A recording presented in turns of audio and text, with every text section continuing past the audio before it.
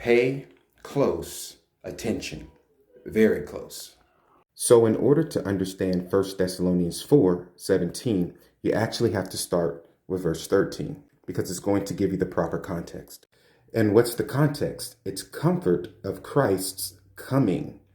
Coming, not pre-tribulation rapture, coming. Now, why is Paul comforting them?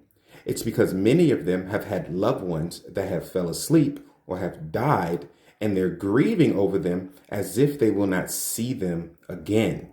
And so therefore, Paul is going to explain to them how they're going to see them again.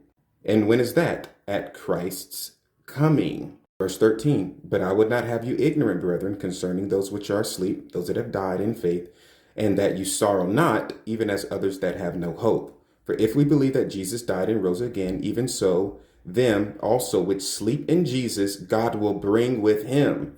God will bring with him. Those that have died, he will bring. Those that have died, he will bring. For this we say unto you by the word of the Lord, that you which are alive and remain, meaning you didn't die, but you are alive and remain unto the coming of the Lord, shall not prevent them which are asleep, meaning you won't go before them. He says, for the Lord himself shall descend from heaven, and who's going to be with them? The dead in Christ. He will descend from heaven with a shout, with the voice of an archangel, with the trumpet of God, and the dead in Christ shall rise first.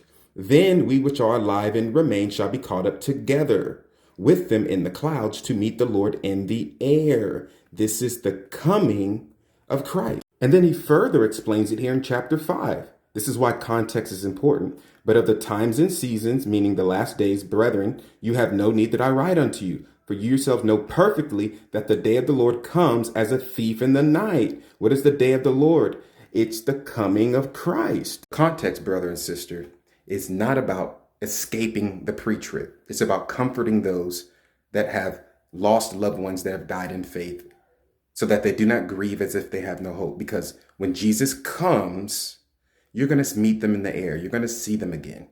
And lastly, take note of how Paul strengthens new converts in Acts chapter 14, verse 22.